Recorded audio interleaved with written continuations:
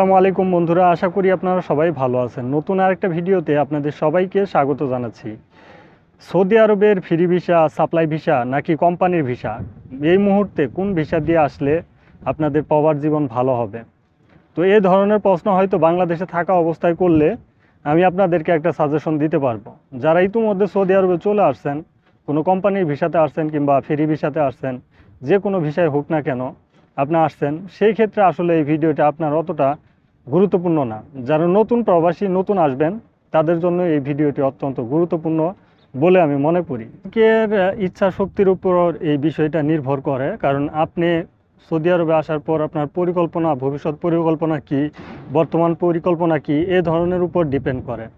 এখন অনেকে কোম্পানির ভিসাতে আসে, কোম্পানির ভিসাতে আসলে সৌদি আরবে সাপ্লাই কোম্পানি হয়, এটাই কিন্তু স্বাভাবিক।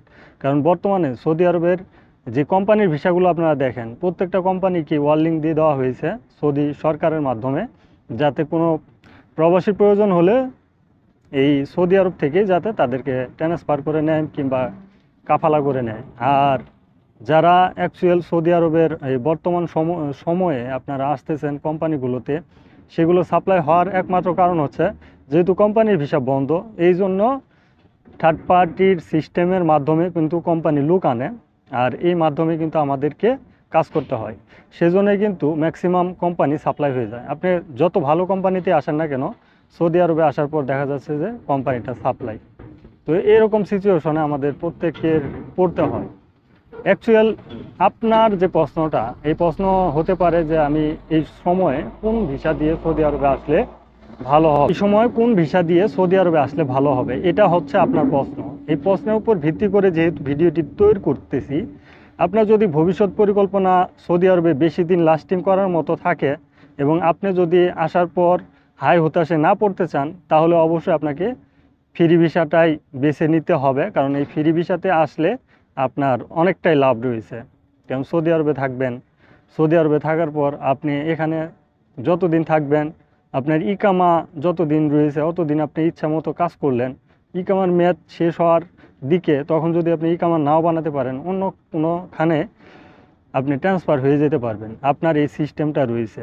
কিন্তু একজন সাপ্লাই কোম্পানি কিংবা কোম্পানির বিশাল লোক কোনোভাবেই ওই কোম্পানি থেকে ট্রান্সফার নিতে পারে না।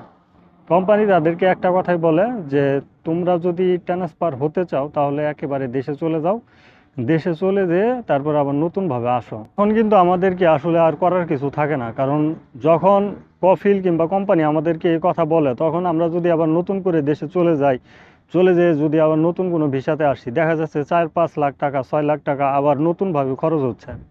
তো এরকম সিচুয়েশন থেকে বাঁচার জন্য আপনাদেরকে অবশ্যই ফ্রি ভিসায় আসা বাধ্যতামূলক। কারণ আপনি যে কোনো মুহূর্তে, যে কোনো টাইমে কিন্তু ট্রান্সফার নিতে পারতেছেন।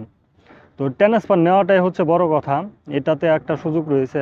তার পাশাপাশি আরেকটা সুযোগ, আপনি ফ্রি ভিসাতে যে কোনো কোম্পানিতে যদি কাজ করেন, ডাবল স্যালারি।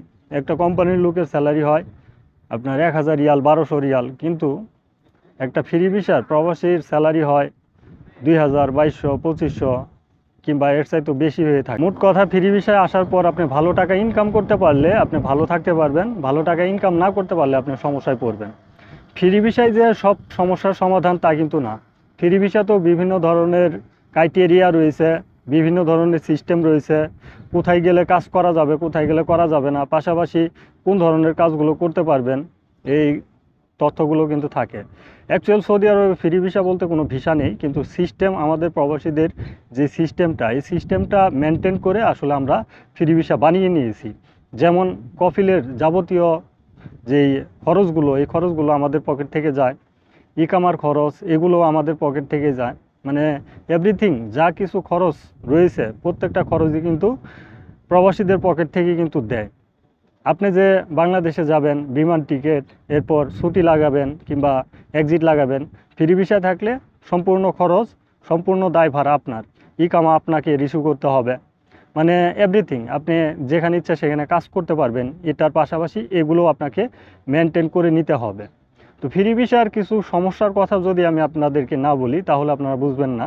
ফ্রি ভিসায় দেখা যাচ্ছে যে আপনি ইকামা বানিয়েছেন, ইকামা বানানোর পর 2 মাস বসে আছেন কিংবা ছুটিতে গেছেন, এটা কিন্তু আপনার লস। কারণ ওই ইকামার মেয়াদ যখন আবার শেষ হয়ে যাবে, আপনাকে আবার ওই 3-4 লাখ টাকা খরচ করতে হবে। কারণ একটা ইকামার মূল্য বড় মহাসাসাতে থাকলে 10,000 রিয়ালের মতো, ছোটো মহাসাসাতে একটু কম। তো এরকম কিন্তু হয়ে থাকে। পাশাপাশি আপনার কাজ না থাকলে নিজের রুম ভাড়া দিতে হবে, খাবার দাবার এটা অবশ্যই আপনাকে নিজেরই বহন করতে হবে। তার পাশাপাশি আপনাকে কাজ খুঁজে বের করতে হবে। অ্যাকচুয়াল যাদের ফ্রেন্ড সার্কেল রয়েছে সৌদি আরবে, ফ্রেন্ড সার্কেলের মাধ্যমে আপনি কাজ ম্যানেজ করে ফেলতে পারবেন, একটা কাজ চলে গেলে আরেকটা কাজ ম্যানেজ করে ফেলতে পারবেন। সেই সিচুয়েশনে আপনাকে থাকতে হবে সব সময়। তো সেই সিচুয়েশনে থাকার পর আপনি দেখা যাচ্ছে যে এক জায়গায় আপনার কাজ নেই, আরেক জায়গায় আপনি কিন্তু কাজ পেয়ে যাচ্ছেন। আর ফ্রি ভিসায় কাজ করার মজাটাই অন্যরকম, কারণ আপনার সেখানে যদি ভালো না লাগে আপনি আরেকটা সাইডে যেয়ে কাজ করতে পারেন, সেই সাইডে ভালো না লাগলে আরেকটা সাইড খুঁজে বের করে সেখানে কাজ করতে পারেন। এটার কিন্তু একটা স্বাধীনতা রয়েছে। তার পাশাপাশি আরেকটা স্বাধীনতার কথা যদি আমি আপনাদেরকে না বলি তাহলে মিসিং হয়ে যাবে। অনেকে চিন্তা ভাবনা করেন যে সৌদি আরবে আসার পর গাড়ি কিনবেন, গাড়ি চালাবেন, পাশাপাশি ফুড ডেলিভারি করবেন, এ ধরনের পরিকল্পনা অনেকের থাকে। তো তারাও কিন্তু অবশ্যই এই ফ্রি ভিসায় আসার পর আপনারা নিজের নামে গাড়ি কিনে ফেলতে পারেন অথবা ফুড ডেলিভারির কাজেও লেগে যেতে পারেন। অ্যাকচুয়াল ফ্রি ভিসায় আসলে যদি আপনি কর্ম করতে পারেন তাহলে অবশ্যই অনেকটাই বেটার এবং ভালো হবে। কিন্তু একটা কোম্পানি কিংবা সাপ্লাই কোম্পানিতে আসার পর দেখা যাচ্ছে যে কাজ ভালো লাগতেছে না, আপনার বাধ্য হয়ে সেই কাজটাই করতে হবে, স্যালারি কম বেশি যাই হোক না কেন। কারণ আপনি একটা এগ্রিমেন্ট করেছেন, সেই এগ্রিমেন্ট পর্যন্ত আপনাকে ওই কোম্পানিতে কাজ করতে হবে। তার পাশাপাশি ওই কোম্পানিতে কাজ করলেন আরও বিভিন্ন ধরনের সমস্যা থাকে। একটা কোম্পানির সমস্যা বলে শেষ করা যায় না। বাংলাদেশে থাকা অবস্থায় প্রত্যেকটা এজেন্সি কিংবা দালাল যাদের মাধ্যমে আপনারা ভিসাগুলো নেন, তারা কিন্তু ভালো ভালো কথাবার্তা আপনাদেরকে বলে যে এই কোম্পানি এরকম ফ্যাসিলিটি দিবে, এরকম হবে, এরকম। আসলে কথার সাথে কাজের সাথে কোনোটাই মিল থাকে না। দেখা যাচ্ছে যে আপনাকে কথা বলে আনলো একটা, কিন্তু এখানে আসার পর হয়ে যায় আরেকটা। তো যেই কথাগুলো, যেই তথ্যগুলো আমি দিলাম বাস্তব উদাহরণ থেকে দেওয়ার চেষ্টা করলাম। যখন সৌদি আরবে আসবেন অ্যাকচুয়াল তখনই আপনি বুঝতে পারবেন এই বিষয়গুলো আরও ক্লিয়ারভাবে। তো অবশ্যই আপনাদের এই বিষয়গুলো জানার প্রয়োজন ছিল। আর বেশ কিছু কথা হয়তো মিসিং করে ফেলেছি, যদি মিসিং করে থাকি সে বিষয়টা যদি আপনার জানার থাকে, ভিডিওর কমেন্ট বক্স খোলা রয়েছে আপনাদের জন্য, আপনারা কমেন্ট করবেন। কমেন্টের উপর ভিত্তি করে পরবর্তী ভিডিও আনার চেষ্টা করব। আজকের ভিডিওটি এ পর্যন্তই। ধন্যবাদ সবাইকে। আসসালামু আলাইকুম।